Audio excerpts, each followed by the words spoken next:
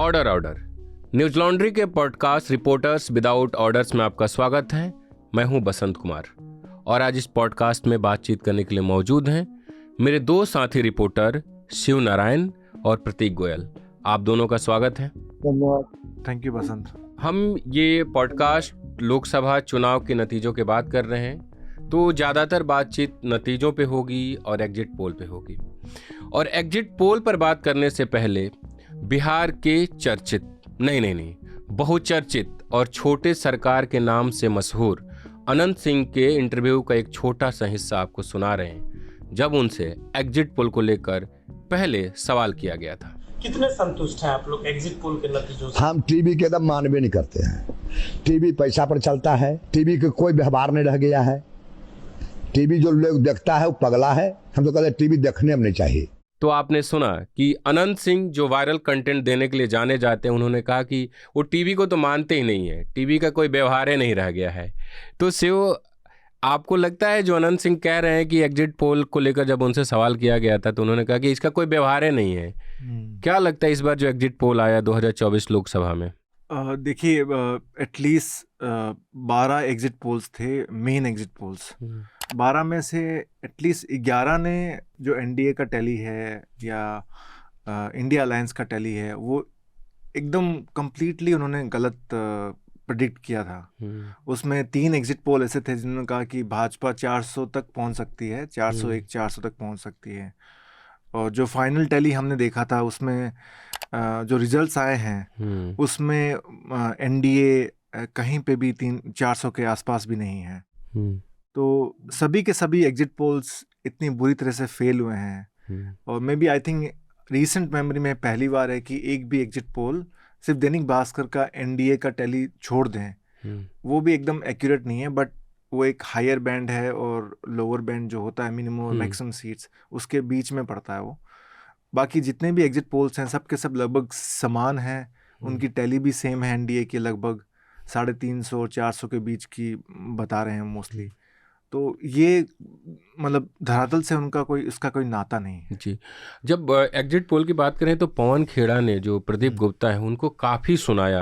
आज तक news channel पे जब गुप्ता एक तरफ बैठे हुए थे और पवन खेड़ा, यहाँ तक कि उन्होंने ये कह दिया कि ये पापी हैं, लोकतंत्र का नुकसान कर रहे हैं और कॉरपोरेट को फ़ायदा पहुँचाने के लिए इन्होंने पूरा एग्जिट पोल बनाया था।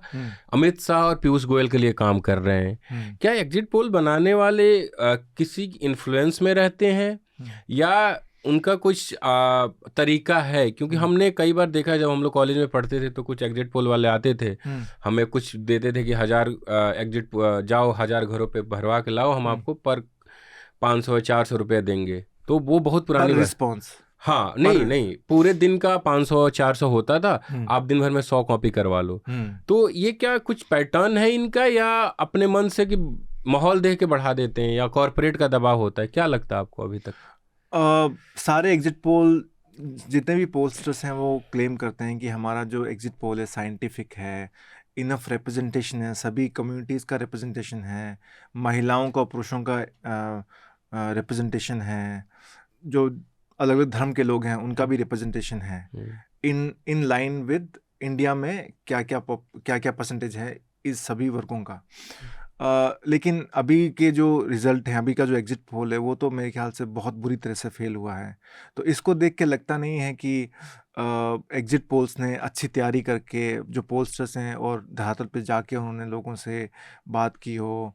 जैसे यूपी का, जैसे 4-5 स्टेट हैं, यूपी का है, वेस्ट बंगाल का है, और महाराष्ट्र का है, और टू सम एक्सटेंट कर्नाटका भी है, उसके बाद राजस्थान है। इन स्टेट्स में तो बहुत बुरी तरीके से फेल हुआ है। इन स्टेट्स का जैसे हर एग्जिट पोल ने अपने स्टेट के नंबर भी दिए थे। तो जो हमने स्टोरी की है उसमें हमने 3 जो टॉप के एग्जिट पोल्स हैं, पोलस्टर्स हैं, एक्सेस माई इंडिया है, सी वोटर है और टुडेज चाणक्य है, इन तीनों का हमने स्टेट वाइज भी एनालिसिस किया था। उसमें भी हमने पाया कि बहुत बड़ा गैप है, मतलब पास में भी नहीं है। इन 3-4 से जो बैटल ग्राउंड स्टेट्स बोलते हैं, जहाँ पे फाइट थी, जहाँ पे काफ़ी पार्टियाँ इन्वॉल्व थी। से महाराष्ट्र में इतने सारे प्लेयर्स थे, कहीं कहीं 4 तरफा मुकाबला हो रहा है, 3 तरफा मुकाबला हो रहा है, और 4-5 मेन पार्टीज थी वहाँ पे, तो हो सकता है वहाँ पे प्रेडिक्ट करना मुश्किल हो, बट यही काम है पोलस्टर्स का कि अगर मुश्किल है तो आप कैसे बताएंगे कि क्या स्थिति है वहाँ पे। और आपकी ड्यूटी तो यही है ना। हाँ, और इसी के साथ ये भी है कि जैसे एग्जिट पोल एजेंसीज हैं, ये तो एक इन्वेस्टिगेशन का विषय है जर्नलिस्ट के लिए कि एग्जिट पोल्स जो पोलस्टर्स हैं उनका कोई कॉन्फ्लिक्ट ऑफ इंटरेस्ट है या नहीं है, अगर वो एग्जिट पोल्स कर रहे हैं क्या उसी के साथ किसी पार्टी के साथ भी काम कर रहे हैं। जैसे आपने शेयर मार्केट का बताया कि कितने करोड़ों रुपए का नुकसान हुआ लोगों का, क्योंकि मंडे को मार्केट खुला और मंडे को एग्जिट पोल्स के आधार पे मार्केट गिर गया पूरा। तो वो भी है कि इनका एग्जिट पोल्स का मार्केट से क्या रिलेशनशिप है, क्यों उन्होंने किया था। क्योंकि अगर आप देखें कि जब इलेक्शन चल रहा था उसके बीच में मनी कंट्रोल ने एक स्टोरी किया था, इसमें प्रदीप गुप्ता को जो एक्सिस माई इंडिया के मैनेजिंग डायरेक्टर हैं उनको उन्होंने कोट किया था। उन्होंने कहा था उस आर्टिकल में, प्रदीप गुप्ता ने कहा था कि 13 जो ऐसे राज्य हैं इंडिया में जहाँ पे बीजेपी को 0 चांस है गेन करने का, और हो सकता है कुछ सीटें लूज भी कर जाएं। उन 13 में से एक स्टेट राजस्थान भी था, उसके महाराष्ट्र भी था, आई थिंक कर्नाटका भी था, ये स्टेट्स थे। तो उसके बाद एक्सिस माई इंडिया ने या प्रदीप गुप्ता ने अपने हैंडल से उस स्टोरी को रीट्वीट किया था, लेकिन जब काफ़ी क्रिटिसिज्म हुआ में भी भाजपा की तरफ से या जो नेशनलिस्ट जो पार्टीज़ हैं उनकी तरफ से, तो उसके बाद उनने वो ट्वीट डिलीट कर दिया। उसके बाद उसी टाइम, मतलब मेरे ख्याल से अप्रैल की बात है ये, क्यों रिपोर्टर की भी बात आई थी कि छोड़ रहे हैं। हाँ, अब हमें पता नहीं कि वो छोड़ा है या नहीं छोड़ा है, अगर छोड़ा है तो किस कारण से छोड़ा, उन्होंने खुद ने रिज़ाइन किया है या नहीं किया है। उसके बाद एक और 4-5 पेजेस वायरल हुए थे सोशल मीडिया पे, जिसमें वो था कि ये एक्सिस माई इंडिया का ओपिनियन पोल है, जिसमें दिखा रहे थे कि भाजपा को या भाजपा को लगभग 250 के आसपास सीटें मिल रही है। मेरे को अभी एग्जैक्ट नंबर ध्यान नहीं है, बट वो जो ओपिनियन पोल उसमें निकला था, वो जो नंबर थे वो काफ़ी सिमिलर हैं रिजल्ट्स के। और उस समय प्रदीप गुप्ता ने कहा कि ये मेरा एग्जिट पोल नहीं है, और जो भी एक्सिस माई इंडिया का नाम यूज़ कर रहे हैं उनके खिलाफ हम कार्रवाई करेंगे, ये इलीगल है। उसके बाद उनका एक्सप्लेनेशन भी आया था, उन्होंने बाइट भी दिया है मीडिया को कि ये हमारा नहीं है, और जो भी इस प्रकार की मिसलीडिंग इन्फॉर्मेशन दे रहे हैं हमारा उससे कोई वास्ता नहीं है। तो ये सारी चीज़ें देखने वाली बात है कि एग्जिट पोल अगर कर रहे हैं लोग, किस आधार पर कर रहे हैं, क्या उसमें इनफ रिप्रेजेंटेशन है सभी वर्गों का, सभी समूहों का, महिलाओं का, पुरुषों का, और युवा वर्ग के जो लोग हैं उनका। तो ऐसा नहीं कि आप बोल दें कि हमने लाखों लोगों का एग्जिट पोल किया है। आपका अगर सैंपल साइज बढ़ा तो इसका मतलब ये नहीं कि आपका एग्जिट पोल सही होगा। आपका एग्जिट पोल सही होने के चांसेस तभी होते हैं जब आपका रिप्रेजेंटेशन, इंडिया का जो रिप्रेजेंटेशन है सभी वर्गों का, उसके समान हो। मान लीजिए कि अगर 5% किसी का हिस्सा है आबादी में, तो आपको अपने सैंपल में 5% ही लेना पड़ेगा, तभी वो एग्जैक्ट के पास आएगा, या फिर आप हो सकता है कि आप सही होने के चांसेस ज़्यादा होंगे आपके। एक चीज़ और है कि क्या जिम्मेदारी तय होनी चाहिए, क्योंकि एग्जिट पोल वालों के कारण आप देखिए कि नतीजे जिस दिन आखिरी वोटिंग होता है उस शाम से ही पूरा मीडिया लग जाता है कि ये होगा वो होगा। मुझे याद है छत्तीसगढ़ चुनाव में सबने बोला था कांग्रेस की सरकार बनेगी, लेकिन वहाँ बीजेपी की सरकार आई। इस बार पश्चिम बंगाल को लेकर जो शायद एक्सिस माई इंडिया का ही वो था डेटा था, उस पर सागरिका घोष ने ट्वीट करते हुए लिखा था कि आप इस मामले में गलत साबित होंगे, और वो हुए। पिछले बंगाल चुनाव में भी जो तमाम एग्जिट पोल वाले उन्होंने बोला था बीजेपी बहुत बेहतर कर रही है, पर प्रशांत किशोर ने बोला था 100 से नीचे रह जाएंगे, और वही हुआ। तो क्या जिम्मेदारी तय होनी चाहिए कि आप बोल तो जा रहे हैं, आपके कारण लोग इन्वेस्ट कर रहे हैं। हालांकि इस बार तो प्रधानमंत्री खुद भी बोले थे और अमित शाह ने भी बोला था कि आप इन्वेस्ट करिए, 4 तारीख को अच्छा रिटर्न आएगा, 2 इंटरव्यू में। मैं तो चाहता हूँ हर नागरिक के मन में थोड़ी रिस्क टेकिंग कैपेसिटी बढ़नी चाहिए। एब्सोल्युटली, ये बहुत जरूरी होता है। सोच करके क्या करूँगा, ऐसी जिंदगी जीने से बात बनते नहीं है। और 4 जून जैसा आपने कहा, जिस दिन चुनाव का नतीजा आएगा, आप उस हफ्ते भर में देखना कि यानी भारत का स्टॉक मार्केट के लिए उसके सारे जो उनके प्रोग्रामिंग के जो प्रोग्रामिंग वाले सारे उनके थक जाएंगे। नॉर्मली जब स्थिर सरकार आती है तो स्टॉक मार्केट बढ़ता है, इसलिए मैं कह रहा हूँ कि 400 पार होने वाला है मोदी जी की स्थिर सरकार आने वाली है, तो निश्चित रूप से बाजार ऊपर आएगा। जिम्मेदारी तय होनी चाहिए कि आप एग्जिट पोल कर रहे हैं, आपके कारण लोगों का करोड़ों का नुकसान हो रहा है। मार्केट के अलावा एक पहलू ये भी है कि जो एग्जिट पोल आ रहे हैं, ऑफ कोर्स वो एग्जिट पोल तभी आई मीन इलेक्शन कमीशन इस एग्जिट पोल को तभी अलाउ करता है जब वोटिंग पूरा हो चुका हो। तो मेरे को नहीं लगता कि एग्जिट पोल का वोटिंग पे कोई प्रभाव पड़े, कोई इम्पैक्ट नहीं है। मेन इम्पैक्ट है कि अगर एग्जिट पोल के बाद मार्केट खुल रहा है तो मार्केट पे प्रभाव पड़ेगा, क्योंकि मार्केट को लगता है कि एक स्टेबल गवर्नमेंट आ रही है, क्योंकि सारे एग्जिट पोल्स ने यही प्रेडिक्ट किया था कि भाजपा आराम से मेजोरिटी मार्क को क्रॉस कर लेगी और सरकार बनाएगी। तो मार्केट मोस्टली चाहता है कि एक स्टेबल गवर्नमेंट हो, कोलिशन गवर्नमेंट ना हो, ताकि सरकार बड़े बड़े फैसले ले सके। कोलिशन गवर्नमेंट होगा तो जैसे मनमोहन सिंह बोलते हैं कि थोड़ा मजबूर होना पड़ता है आपको कोलिशन के सामने, पार्टनर्स के साथ चलना पड़ता है, क्योंकि हर पार्टनर की अलग अलग नीड्स होती हैं कि हमारे स्टेट के लिए इतना फंड चाहिए, उनके स्टेट के लिए इतना फंड चाहिए। मिनिस्ट्रीज भी डिवाइड होती है कि आपको मिनिस्ट्रीज भी देनी पड़ती है। तो ये एक देखने वाला विषय है कि इनकी जो रिस्पॉन्सिबिलिटी है फिक्स करें या ना करें। लेकिन जो आपने बताया कि पवन खेड़ा ने किस प्रकार से क्रिटिसाइज़ किया प्रदीप गुप्ता को, बहुत अग्रेसिव ऑन एयर, बहुत अग्रेसिव तरीके से। लेकिन मैं ये भी समझता हूँ कि प्रदीप गुप्ता अकेले नहीं है। प्रदीप गुप्ता एक नोन फेस हैं, एग्जिट पोल्स नोन पोलस्टर हैं। बाकी के जो पोलस्टर हैं, आई हैवंट सीन कि वो भी टीवी पे आके उन्होंने एक्सप्लेनेशन दिया है कि हम कहाँ गलत साबित हुए हैं, क्या क्या हमें खामियां रही है। हाँ, एक एग्जिट पोल पे जैसे एक बात चल रही है ना, तो जैसे भी ये तो नेशनल वाले बोल रहे हो, मतलब एक एग्जिट पोल बताता हूँ महाराष्ट्र का, इतना सटीक है वो। तो मतलब वो बिल्कुल एक अननोन एजेंसी है, छोटी सी, पूना में। उसका नाम है रुद्रा रिसर्च एंड एनालिटिक्स। मतलब बहुत ही गजब का बताया उसने। मतलब मैं पढ़ के बताता हूँ। उसने बीजेपी को 9 सीट बोली थी, 9 आई बीजेपी। अजीत पवार राष्ट्रवादी जो राष्ट्रवादी कांग्रेस अजीत पवार एनसीपी यानी अजीत पवार फैक्शन को 1 बोली थी, 1 आई। शरद पवार को उसने एनसीपी 8 बोली थी, 8 आई।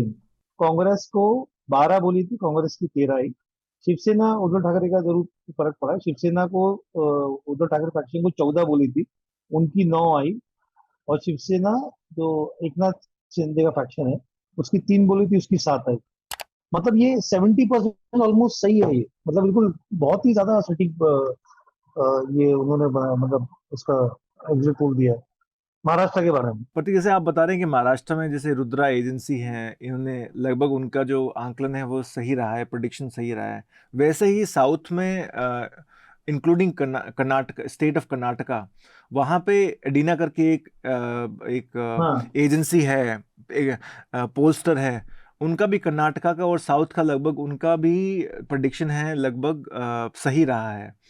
तो जो स्मॉल एजेंसीज काम कर रही है, जिसको हम इंक्लूड नहीं करते एग्जिट पोल में, जो जिनको इतना रिकग्निशन नहीं मिलता है, स्पेस नहीं मिल पाता है, वो कुछ एजेंसी हैं जो काफ़ी अच्छा काम कर रही हैं। ये तो हुआ एग्जिट पोल की बात, और उसके बारे में अनंत सिंह ने बहुत अच्छी बात कह दी है, जिसको हमने आपको शुरुआत में दिखाया कि टीवी का कोई व्यवहार नहीं है, हम मनबे नहीं करते हैं। मीडिया के भी काफ़ी सवाल उठे इस बार, क्योंकि मीडिया भी चुनाव से पहले काफ़ी कुछ किया, लेकिन जो चुनाव के नतीजे आए, क्या आप तीनों लोग, आप प्रतीक सर महाराष्ट्र में रहते हैं, आपको हैरान हुआ कि महाराष्ट्र में ये नतीजे, उत्तर प्रदेश के ये नतीजे हैं? महाराष्ट्र में तो मेरे को बिल्कुल हैरानी हुई, क्योंकि मेरे को ये तो मेरे को इतना समझ में आया था कि बीजेपी की सीट्स कम होने वाली जी, तो बिल्कुल हैरानी नहीं। महाराष्ट्र में यही रिजल्ट मतलब एक्सपेक्टेड था कि जो महा विकास आघाड़ी है, यानी कि जो Uddhav Thackeray faction, Sharad Pawar faction, NCP और कांग्रेस, ये अच्छी सीट्स, ज्यादा सीट्स लेके आएंगी, अच्छी खासी, और बीजेपी की कम होगी। ये तो मतलब एक्सपेक्टेड था। मतलब मेरे को तो मतलब मेरा जो भी मतलब स्टडी था यहाँ पे, जो भी अपन रिपोर्टिंग किया, जो भी समझ में आया, वो देख के समझ में आ रहा था महाराष्ट्र में था ऐसा माहौल। वजह क्या रही? यूपी में जो हुआ है, वजह ये रही कि अभी फॉर एग्जाम्पल जैसे कि अभी यार महाराष्ट्र में आप देखो पिछले 5 सालों से जी, 5 सालों से यहाँ पे महाराष्ट्र की पॉलिटिक्स में भले कितने, कोई पॉलिटिशियन पकड़ लो, आप कोई पार्टी पकड़ लो, इन्हीं मतलब पूरा लाइमलाइट इन्हीं पे रहता है। किसके, कोई सरकार गिरा रहा है, कोई सरकार बना रहा है, किसी की पार्टी टूट रही है, कोई किधर जा रहा है, कोई पार्टी तोड़ रहा है, कोई पार्टी बचा रहा है, मतलब यही चल रहा है यार। अब जैसे इसकी शुरुआत इन लोगों ने की थी, शरद पवार, उद्धव ठाकरे और कांग्रेस ने। बीजेपी सेना की गवर्नमेंट आई, ठीक है, और उस वक्त एक्चुअली शिवसेना को सीट ही बीजेपी की वजह से मिली थी। उन्होंने उनके साथ गवर्नमेंट बना ली, उसके बाद से जो ड्रामा चालू हुआ वो चालू ही हुआ। अब यहाँ पे जब ये जो स्प्लिट हुआ, शिवसेना दो हिस्सों में टूटी और एनसीपी दो हिस्सों में टूटी, तो उसको लेके ना महाराष्ट्र में थोड़ा सा बीजेपी से नाराजगी हो गई। और ये तो ये रीजन था, दूसरा ये जो हिंदू मुसलमान वाला हेट स्पीचेस हो रही हैं, ये वो और जो सोशल मीडिया पे हम देखते हैं फेक न्यूज, उसके बाद ये जो ईडी आईटी और ये सब की जो रेड चल रही थी अक्रॉस द कंट्री, उसके बाद ये किसी को भी मतलब वॉशिंग मशीन वाला सीन बीजेपी का, मतलब करप्ट लीडर्स को तुम पहले एलिगेशन लगा रहे हो, बाद में आ रहे हो आप उनको साफ कर रहे हो। महाराष्ट्र बीजेपी में बहुत हुआ है। तो ये सब चीजें थी ना, ये बहुत बीजेपी के खिलाफ है। उसके बावजूद भी आप देखो कि जो सबसे अच्छा जो मतलब माहौल बना था वो था शिवसेना उद्धव ठाकरे फैक्शन के। लेकिन उनका सबसे, अगर देखा जाए तो सबसे खराब परफॉर्मेंस उन्हीं का रहा। मतलब बीजेपी, एक बीजेपी का रहा है सबसे, मतलब बीजेपी का तो था ही ऑब्वियसली, क्योंकि उनका माहौल मतलब चल रहा था ये सब तमाम चीजें। महाराष्ट्र बाकी स्टेट्स की तरह नहीं है। यहाँ पे एक मतलब इतिहास है, यहाँ का प्रोग्रेसिव थिंकिंग का एक हिस्ट्री है यहाँ का।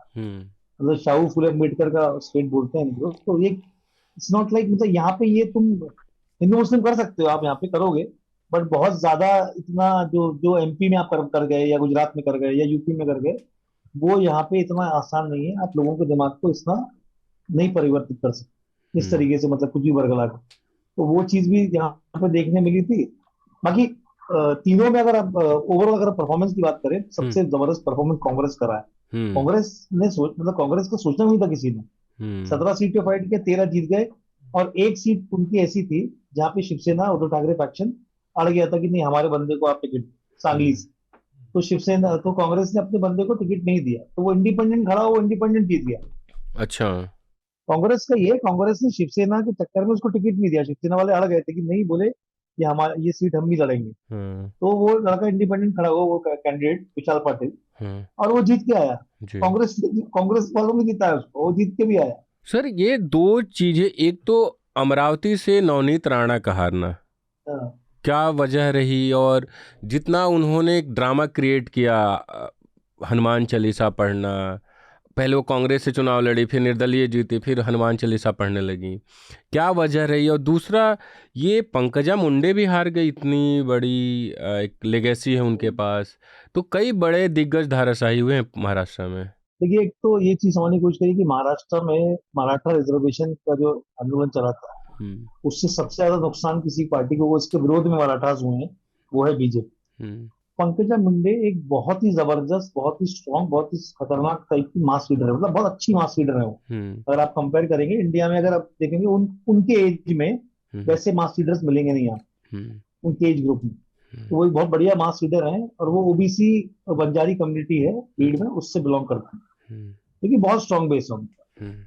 अब मराठा और ओबीसी का ये आरक्षण को लेकर वाद विवाद चल ही रहा था। छगन भुजबल ओबीसी कम्युनिटी से बिलोंग करते हैं, बड़ी लीडर है, और ये जरांगे पाटिल जो मराठा आंदोलन को कर रहे थे। अब क्या किया शरद पवार ने, उन्होंने बीड़ से बजरंग सोनवने एक कैंडिडेट को, बिल्कुल बहुत ये नॉन कैंडिडेट्स नहीं है, ठीक है, बिकॉज वो मराठा कम्युनिटी से था, इसको वहां पे सीधा खड़ा कर दिया। उसमें सीधा हो गया ओबीसी वर्सेस मराठा।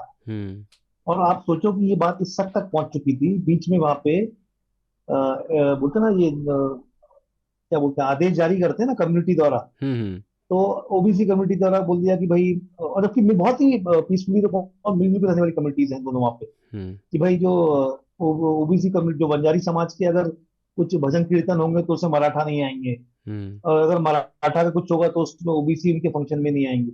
ये ऑफिशियली जारी कर दिया था दोनों कम्युनिटी। अच्छा, मतलब इतना वहाँ पे डिफरेंसेस आ गए। तो जो पंकजा मुंडे आ रही हैं, वो इसी ये जो मराठा वर्सेस ओबीसी का जो सीन हुआ है, उस चक्कर में वो आ रही हैं। अदरवाइज पंकजा मुंडे बहुत ही स्ट्रॉन्ग कैंडिडेट है, नो डाउट, मतलब कोई शक ही नहीं है कि मतलब एक्सपेक्ट नहीं कर सकते कि बजरंग सोनम ने एक अननोन फेस आके उनको हरा के चले उन्हीं के गढ़ से। तो गोपीनाथ मुंडे को बहुत मानते हैं उससे। और रही बात नवनीत राणा की, तो नवनीत राणा है अमरावती से, ठीक है।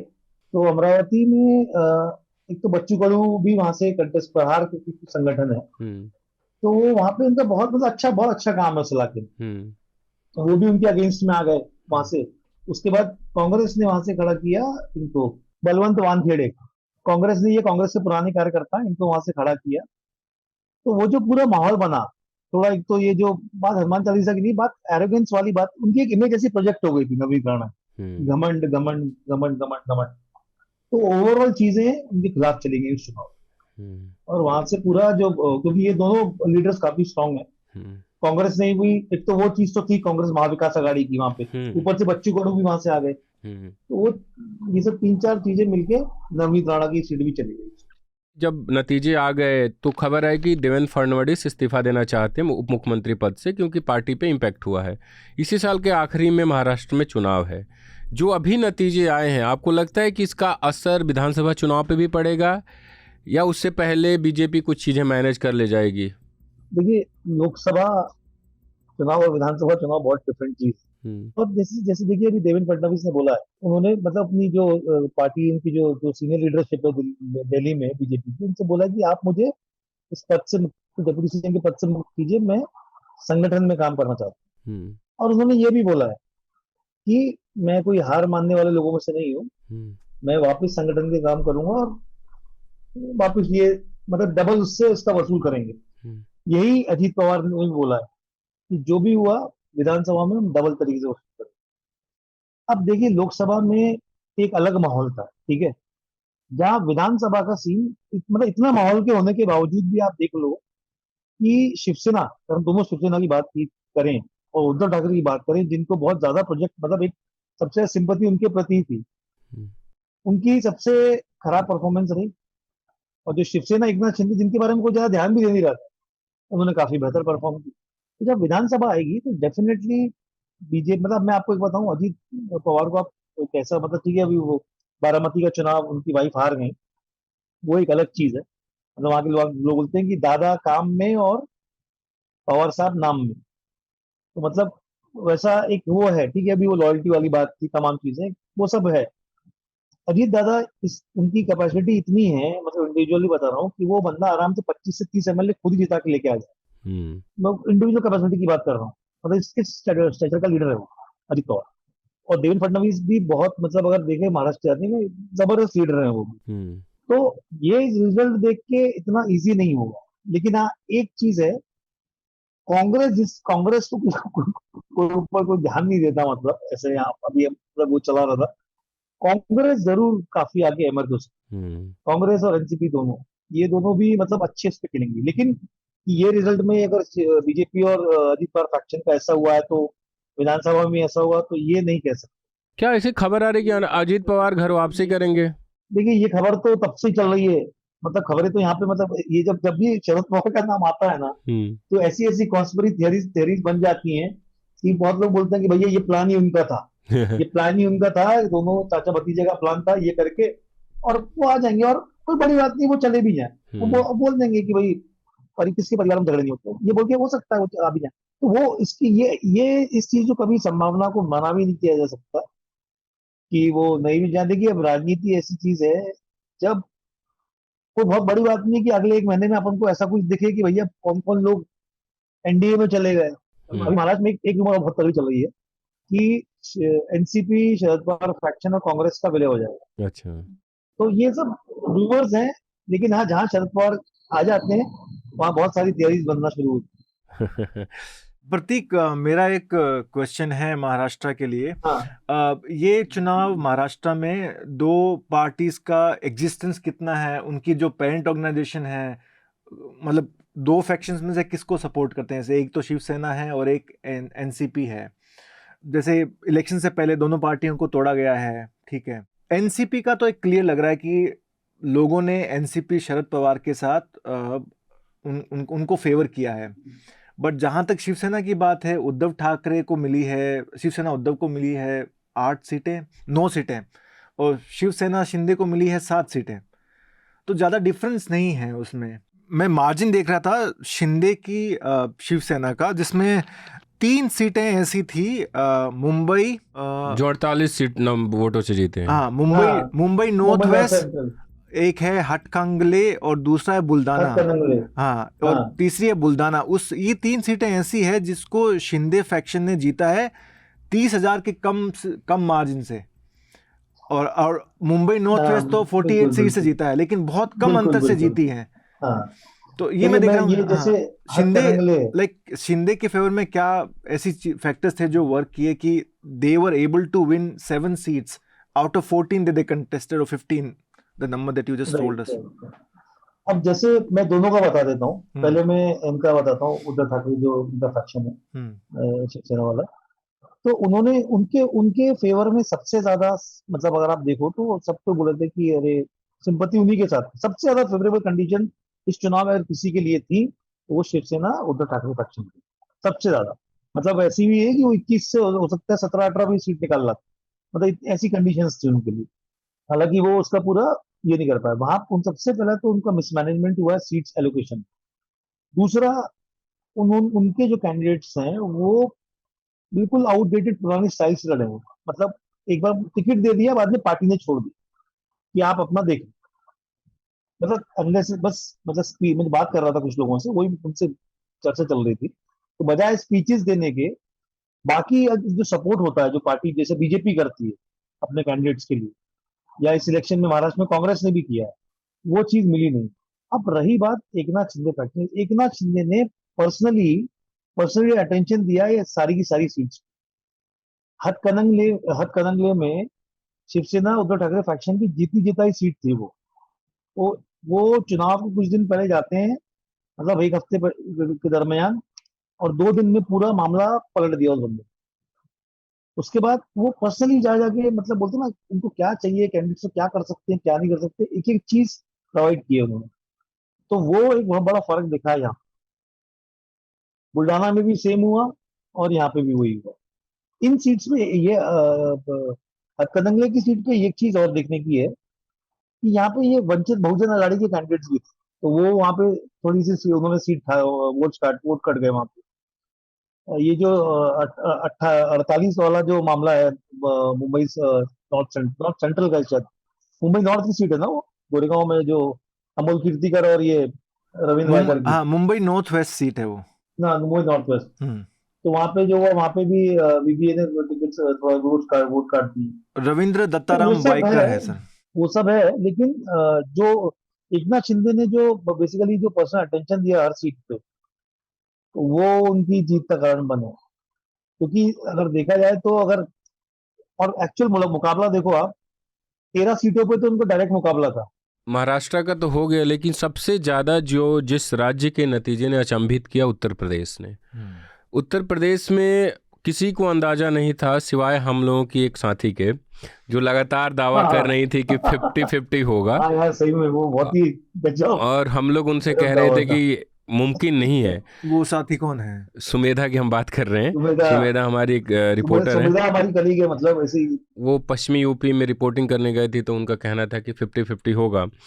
हालांकि मैं जब पंजाब में रिपोर्टिंग कर रहा था तो कुछ लोग जा रहे थे वहाँ शिमला घूमने के लिए, टीचर्स का ग्रुप था, तो मैं उनसे पठानकोट में मिला था बस स्टैंड के पास। तो मैंने ऐसे ही बात करते करते बोला कि क्या लगता है, यूपी में चुनाव बीत चुका था, मतलब पंजाब चुनाव से एक दिन पहले की बात है, 31 तारीख की बात है। वो शिक्षक थे, वो वहाँ घूमने जा रहे थे, तो उन्होंने मुझे बताया कि विपक्षी दल को काफ़ी वोट मिला है, लेकिन उत्तर प्रदेश में लगातार 2 लोकसभा चुनाव से जो नतीजे आए हैं, या पिछले विधानसभा चुनाव में जो नतीजे आए, कोई भी ये कहने को तैयार नहीं था कॉन्फिडेंस के साथ कि वहाँ भारतीय जनता पार्टी को इतना नुकसान हो सकता है। किसी से भी पूछ लो, तो यूपी के बारे में तो कोई डिस्कस भी नहीं करता था। यूपी सब बोलते थे हाँ भैया 80, मतलब हो सकता है 75 भी आ जाए। हाँ। यूपी तो ऐसे यूपी के बारे में सब यही सोचते थे। हाँ। यूपी के बारे में कोई डिस्कशन होते नहीं। तो अगर किसी से बोल दो, जैसे सुमेधा ने भी अपन लोग को जब बताया था, तो अपन को विश्वास ही नहीं हो रहा था कि नहीं यार ये ऐसे कैसे हो सकता है जी। 50 सीट तो मतलब, और ये 50 के 50 से भी कम आई है। अयोध्या का हारना क्या मैसेज आता है? अयोध्या का हारना मतलब मुझे ऐसा लगता है कि जैसे कि देखिए, मंदिर बनाओ, मस्जिद बनाओ, गुरुद्वारा बनाओ, चर्च बनाओ, वो सब एक रिलीजियस चीज है, आपको जो करना है करो। उसका पॉलिटिसाइजेशन करना, वो एक अलग चीज हो जाती है। मतलब वो फिर कम्युनल चीजों को बढ़ावा दिया जाता है वहां से, कोई भी रिलीजन हो, वो मुस्लिम हो, हिंदू हो, कोई भी हो। अब राम मंदिर की बात थी, राम मंदिर बना, सब तमाम चीजें सब है। अब उन्होंने जिस तरीके से बिल्कुल चुनाव के बिल्कुल बकायदा, मतलब जनवरी में हुआ था ना उद्घाटन। हाँ, जनवरी 20। हाँ, तो वो जिस तरीके की तैयारियां हुई थी, और वो फिल्म स्टार्स को बुलाया जा रहा है, इंडस्ट्री स्टार आए हैं तमाम, तो और जो जो हमारी जो मीडिया चैनल्स हैं, सो कॉल्ड मीडिया चैनल्स है, तो उन्होंने मतलब वो यार एक ऐसा टेलीकास्ट चालू हुआ, क्योंकि वो कैंपेनिंग चालू हुई कि वो मंदिर के बेसिस पे, और सब लोग यही बोल रहे थे कि हाँ भाई घर घरों पे झंडे लग रहे हैं। तो वो बजाय मंदिर का के उत्सव को जितना सेलिब्रेशन की बजाय, वो एक बीजेपी के पॉलिटिकल कैंपेन का एक पार्ट बन चुका था। और वो कैंपेन अयोध्या की हार से, मतलब जहाँ पे खुद मंदिर मंदिर है, वहां पे अगर वो हारती है, तो मुझे लगता है कि वो उनकी इस पॉलिटिकल कैंपेन को एक बहुत करारा तमाशा टाइप मिला है वहां। एक ये भी है कि वहाँ पे जो लोकल हैं उनके जो बिजनेस लॉस हुए हैं, मैं कुछ रिपोर्ट्स देख रहा था, उसमें बता रहे थे कि हमारे बिजनेस को इतना लॉस हुआ है। बाहर के जो लोग हैं, आउटसाइडर्स हैं, वो यहाँ पे बिजनेस उनकी शॉप से वो यहाँ पे सेटअप कर रहे हैं। जिस प्रकार से लोगों के घरों को तोड़ा गया है, या फिर छोटी छोटी दुकानें उनको तोड़ा गया है, तो लोगों में आक्रोश भी था वहाँ पे। बसंत अयोध्या जाके, यहाँ से बसंत अयोध्या गया तो बताना क्या वहाँ पे क्या माहौल था? वहाँ पे उस समय क्या माहौल था, लोगों में कितना आक्रोश था सरकार के खिलाफ? देखिए, एक चीज़ देखना होगा कि अयोध्या पहले पहले सपा का अच्छा पकड़ रहा है। वहाँ यादव कम्युनिटी भी है जो बहुत ज़्यादा है, या पिछड़े तबके के। एक जब बात और जानेंगे कि अयोध्या जो जिसको फैजाबाद लोकसभा कॉन्स्टिट्यूंसी, हाँ, फैजाबाद अयोध्या। एक चीज़ और देखिए कि अयोध्या में जो व्यक्ति जीता है वो दलित समुदाय से आते हैं, और वो रिजर्व सीट नहीं है। तो समाजवादी पार्टी ने एक एक्सपेरिमेंट भी किया कि अनरिजर्व सीट पे दलित को उतारा। लोगों में नाराजगी थी। ये जो रामपथ बना है 15 किलोमीटर, आसपास की सड़कों को उजाड़ दिया गया। जो मंदिर के पास जो लोग थे, जो अपना ठेला लगाते थे, महीने दिन के 200-400 रुपये कमा लेते थे, उनकी दुकानें हटा के अपार्टमेंट की तरह नहीं होते, बड़े बड़े बिल्डिंग्स बनाई गई, शॉपिंग मॉल, और बोला गया कि आप इसमें आपको दुकान दिया जाएगा। जब दुकान देने की बारी आई तो कहा गया कि आप 30 लाख 40 लाख रुपए दीजिए 90 साल के लीज के लिए। अब वो गरीब आदमी कहाँ से लीज का पैसा लाएगा? उसका तो रोजी रोटी का सवाल है ना। तो ये जो तबका था, नाराजगी काफ़ी थी, लेकिन तब हमें कोई बोल नहीं रहा था कि हम इसका जो है बदला चुनाव में लेंगे, इसका असर चुनाव पे पड़ेगा। कोई नहीं बोल रहा था। जो ये तो सबसे बड़ा रीजन दिख रहा है, शायद मेन रीजन यही है। अब मैंने और पिराली ने एक मीडिया की स्टोरी की थी, उसका एक छोटा सा हिस्सा था, जब जो राम की पैड़ी है जहाँ पे मीडिया का तमाम सर्कस लगा हुआ था, और हम लोग वहीं पे कर रहे थे वीडियो, और नदी के किनारे एक व्यक्ति थे, अपने बच्चे को लेकर आए थे। तो हमने उनसे पूछा कि मीडिया इतना कुछ कर रहा है, आप लोगों की कोई बात दिखाता है? तो उन्होंने कहा कि नहीं, ऐसी कोई हमारी बात कौन सुन रहा है। मीडिया ये सब राजनीतिज्ञ हैं ये लोग। अरे किसी आम आदमी से बातचीत करते हुए आपने देखा कभी? कभी नहीं देखा होगा। देखिए, कभी आम आदमी से तो कोई बातें नहीं करना चाहता है कि उसको क्या दिक्कत है, क्या नहीं दिक्कत है, ये तो पूछना चाहिए। ये जो अपने साथ बच्चे लेके आएंगे, अपनी पत्नी लेके आएंगे, तमाम परिवार के लोग भी आते हैं यहाँ टहलने के लिए। यहाँ अगर कोई चीज खरीदने लगी है, तो अगर एक चिप्स का पैकेट मार्केट में 5 रुपए बिक रहा है, यहाँ तो 20 रुपए का जो है देते हैं। क्या उनको मिल गया? मीडिया आप लोगों का मुद्दे नहीं उठा रही? नहीं, कोई मुद्दा नहीं। मीडिया कहाँ मुद्दा उठा रही है? क्या मुद्दे हैं सर जो उठना चाहिए? मुद्दे तो यहाँ बहुत हैं। सबसे बड़ा मुद्दा तो बेरोजगारी है। नौकरी कहाँ किसी को मिल रही है? 10,000 5,000 से ज्यादा कोई नहीं बढ़ पा रहा है। यहाँ प्राइवेट नौकरी कर रहा है आदमी, 8 घंटे ड्यूटी कर रहा है, 10,000 रुपए रहा है, उसमें कहाँ परिवार आदमी पाल पाएगा?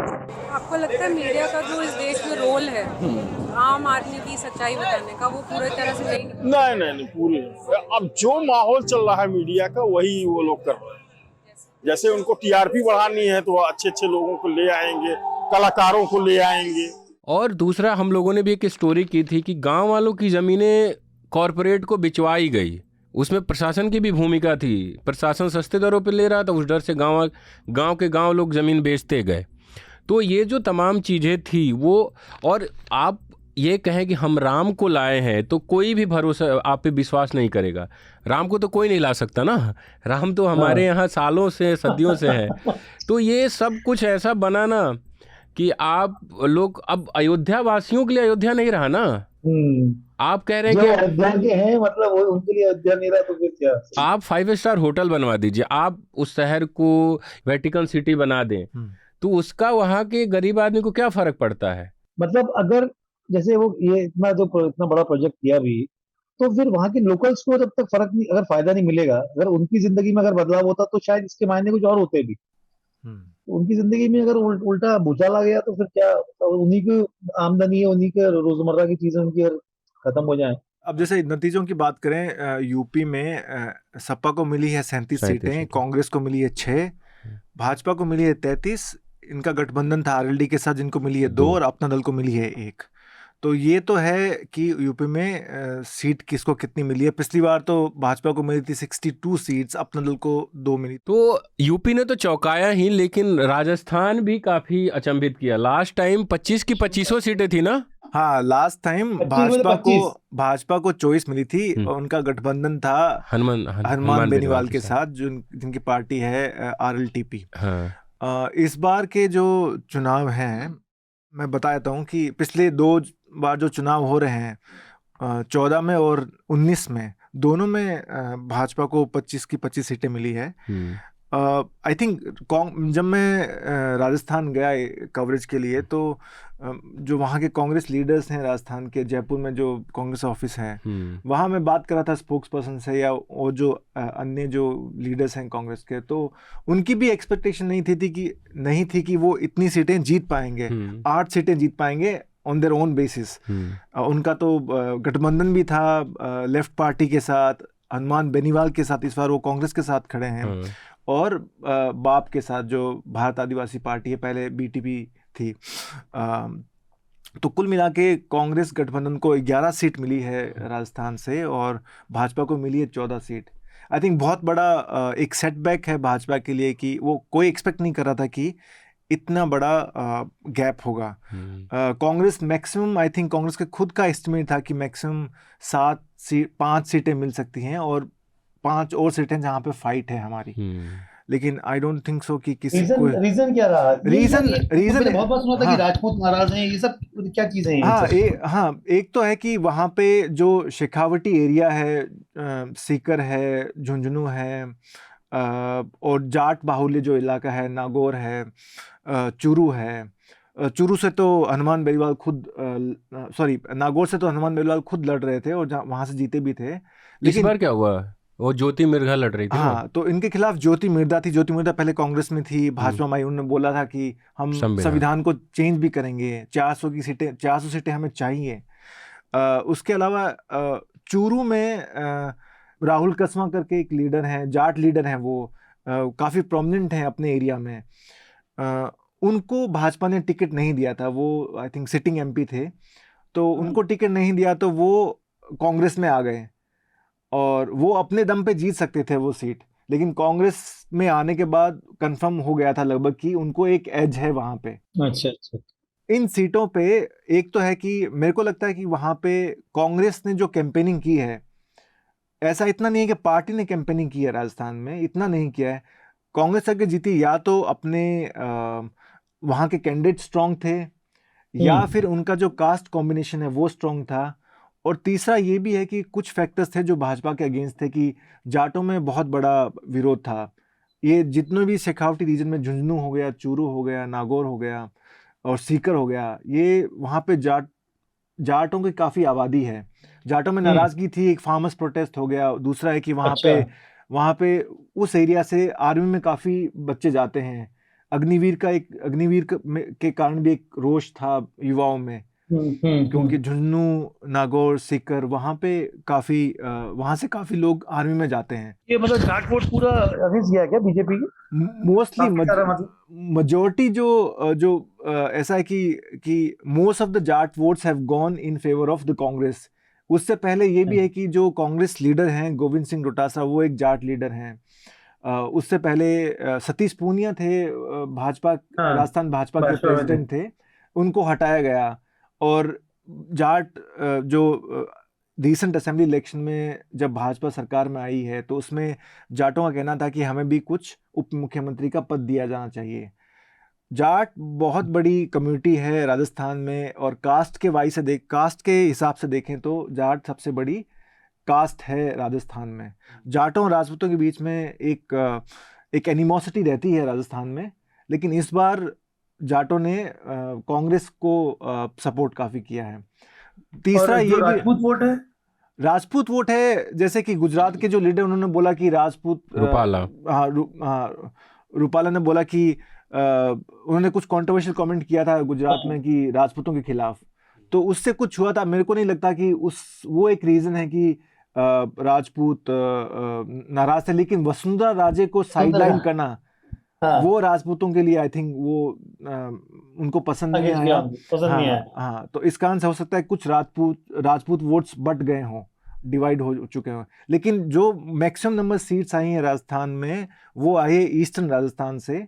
और ईस्टर्न राजस्थान सचिन पायलट का एक आप कह सकते हैं कि वहाँ पे वो एक नोन फेस है, डोमिनेंट मतलब उनका बहुत प्रभाव है वहाँ पे, काफ़ी इन्फ्लुएंशियल है।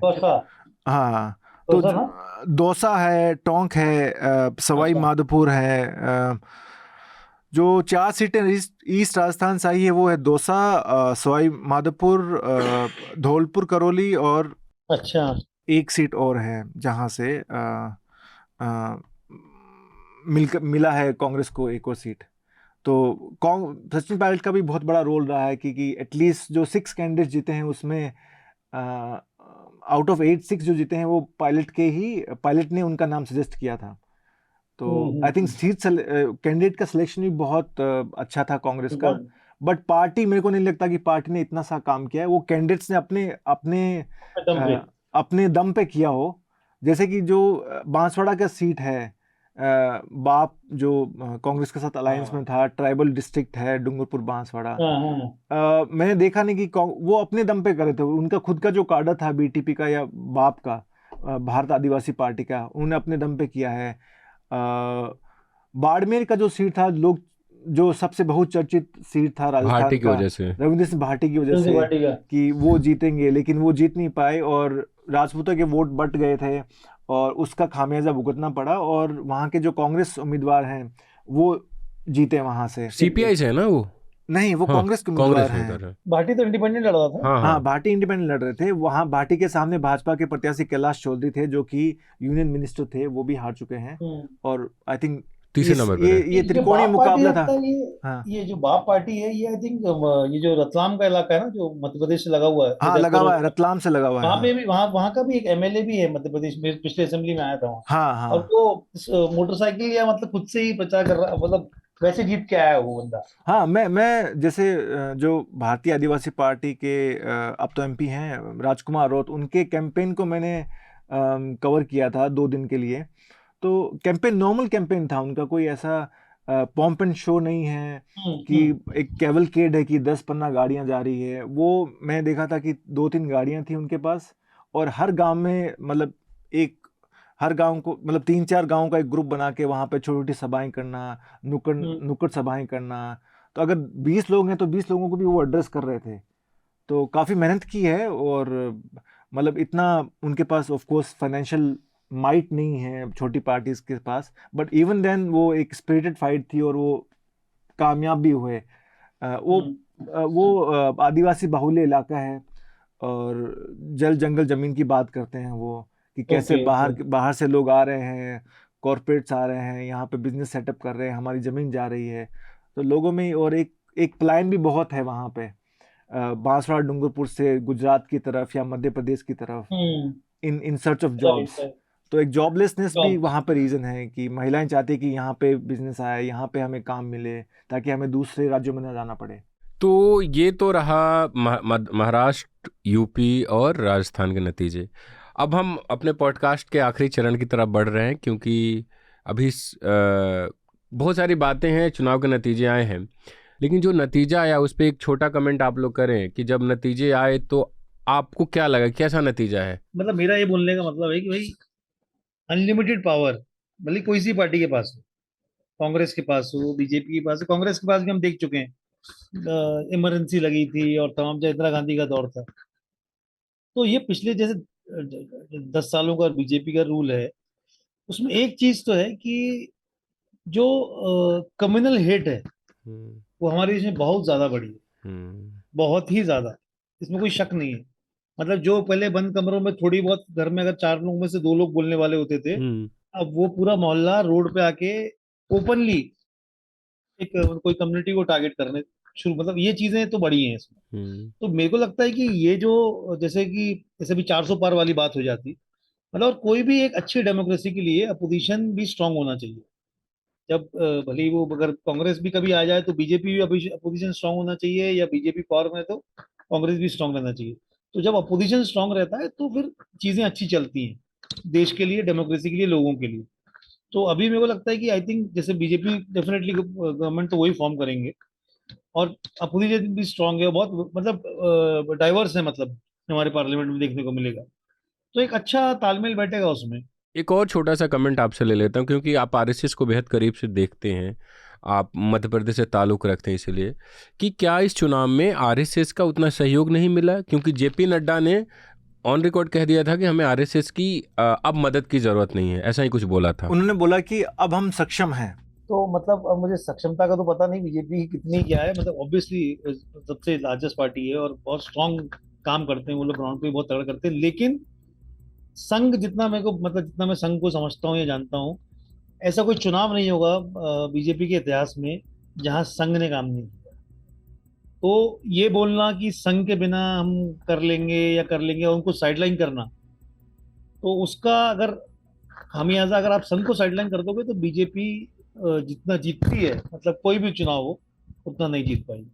ये बात तो पक्की है। आपका शिव चुनाव के नतीजों पे मेरा कमेंट? तो एक यही है, मेरा ऑब्जर्वेशन यही है कि इसमें एक तो सल्यूट है इंडियन वोटर्स को, कि आप इंडियन वोटर्स को कभी भी you can't take him for granted, कि आप उनको नहीं बोल सकते कि हवा चल रही है, तो लाइक इतना अनप्रडिक्टेबल है इंडियन वोटर। तो ऐसा नहीं है कि अगर आप टीवी पे आप ही दिख रहे हैं, सब जगह आप ही दिख रहे हैं, तो मतलब जनता आप ही को वोट कर रही है। और ये एक ऐसा एक यूनिक रिजल्ट है इस, मतलब पिछले हो सकता है 2 डेकेड्स जिसमें कोई पार्टी नहीं है जो खुश नहीं है। मतलब हो सकता है भाजपा को छोड़ के या मोदी या शाह को छोड़ के, ये एक इलेक्शन, भाजपा के बहुत से लीडर्स खुश होंगे। हाँ, नहीं, मोदी शाह को छोड़ के स्पेशली वो नहीं होंगे, उनको छोड़ के I think all parties are happy. BJP में कुछ लोग हैं जो खुश हैं कि हाँ, Modi has been cut to size. और कोई पार्टी से बात कर लें, सब पार्टी, अब मैंने देखा नहीं कि अगर कोई पार्टी, बहुत कम देखने को मिलता है कि हारने वाली पार्टी भी ढोल बज रहे थे कांग्रेस दफ्तर में, है, पटाखे मिठाई बांट रही है। सही बात है। तो ये इसमें देखा जाए तो मतलब अगर पूरा कंबाइंड अपोजिशन जितनी उनकी सीट्स हैं, उससे ज्यादा बीजेपी की सीट्स हैं। लेकिन वो अजीब सी है, मतलब जीत में भी हार है, हार में भी जीत है, वो वाला हिसाब हो गया। मैं अपना बताऊं कि जब नतीजे आ रहे थे तो मैं बीजेपी दफ्तर में था, और मैंने बीजेपी दफ्तर में 10 साल से मैं भी पत्रकार हूं, जब से बीजेपी सत्ता में आई है उसी समय 2014 से, इतनी शांति मैंने कभी नहीं देखी है। मतलब ढोल नगाड़े वाले थे, उनको बोल दिया गया था सुबह सुबह कि 12 बजे तक बैंड न बजाएं, फिर 4 बजे तक बोला गया, और जब शाम तक प्रधानमंत्री के आने की जब बात हुई तब ढोल बजने शुरू हुए। तो बीजेपी में इतनी उदासी नहीं देखी।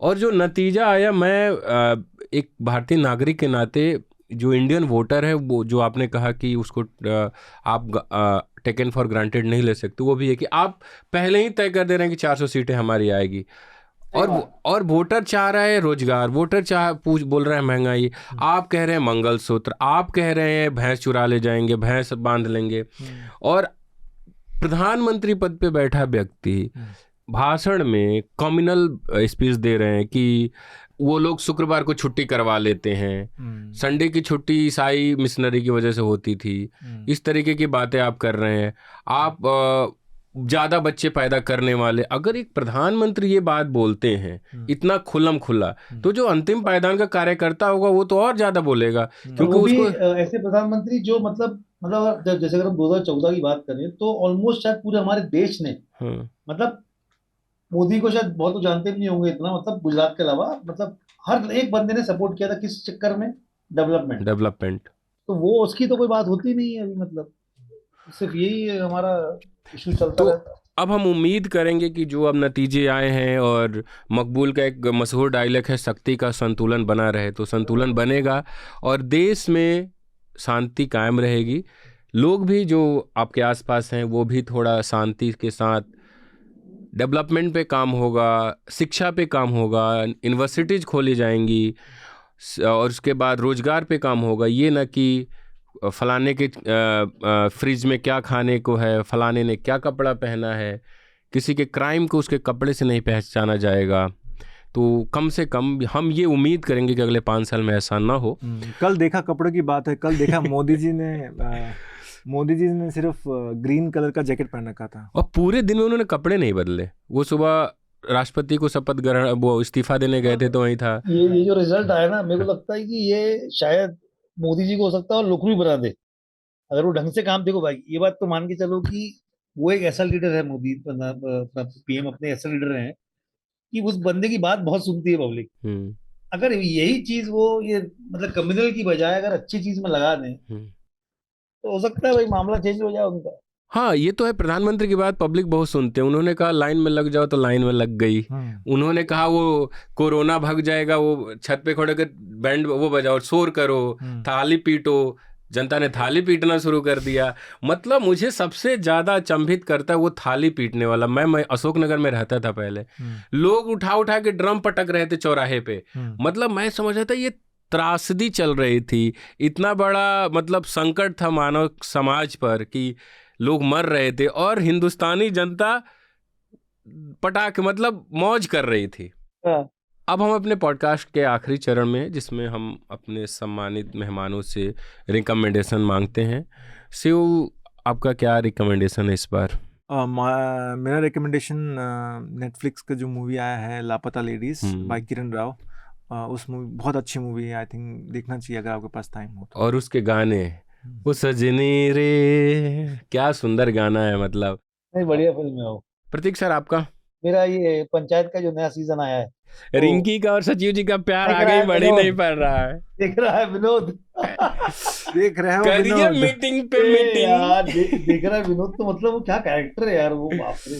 उसका एक सीन बड़ा मस्त है, मस्त कैरेक्टर है उसमें। सर वो वाला सीन, करिए मीटिंग पे मीटिंग।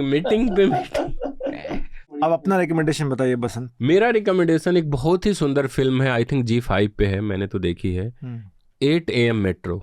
ये हैदराबाद पे बेस्ड है। रिलेशनशिप को लेकर और कैसे एक दूसरे को समय नहीं दे पाते हम अपने व्यस्तताओं की वजह से, और कैसे उसे परिवार में एक वो होता है, परिवार में मतलब होता है सब लोग एक दूसरे का समय चाहते हैं। प्रेम अलग चीज़ है पर समय भी चाहिए, तो उसको बड़ा बढ़िया से दिखाया है 8 AM मेट्रो। एक अजनबी से वो बातें होती है और अजनबी से वो तमाम, और वो अजनबी एक कहानी बनाता है पूरा इमेजिनरी। तो वो बड़ा सुंदर फिल्म, बड़ी सुंदर फिल्म है, आप लोग जरूर देखिएगा G5 पे 8 AM मेट्रो। और बहुत सुंदर एक्टिंग भी है, और उसमें गुलजार साहब ने बड़े अच्छे लाइन्स लिखे हैं। अगली कहानी तो फुर्सत मिलती देखी जाएगी। हाँ, पत्रकारों के जीवन में कहानियां ही कहानियां होती है। फिर जैसे प्रतीक सर ने कहा कि अगली कहानी से फुर्सत मिलेगी तो हम फिल्म देखेंगे। चुनाव ख़त्म हो गया, न्यूज़ लॉन्ड्री की टीम फिर से पुराने तरीकों की तरह आप तक एक्सक्लूसिव ग्राउंड रिपोर्ट्स लेकर आएगी। हम मुद्दे उठाएंगे जो आपके हित में होंगे, और आप जानते हैं कि हम जो कुछ भी करते हैं आपके सहयोग से करते हैं। लोकसभा चुनाव में भी हमने जनता के मुद्दे आप तक पहुंचाए, और वो भी आपके सहयोग से। तो न्यूज़ लॉन्ड्री को अपना सहयोग बनाए रखें ताकि फैक्चुअल चीज़ें, हवाई नहीं, फैक्ट आप तक पहुंचते रहे। न्यूज़ लॉन्ड्री को सब्सक्राइब करिए और गर्व से कहिए, मेरे खर्च पर आज़ाद है खबरें। Journalism at News Laundry is powered by the public, because when the public pays, the public is served. Visit newslaundry.com/subscription and pick a payment plan of your choice. Pay to keep news free and independent. Your future, and indeed the future of democracy, depends on it.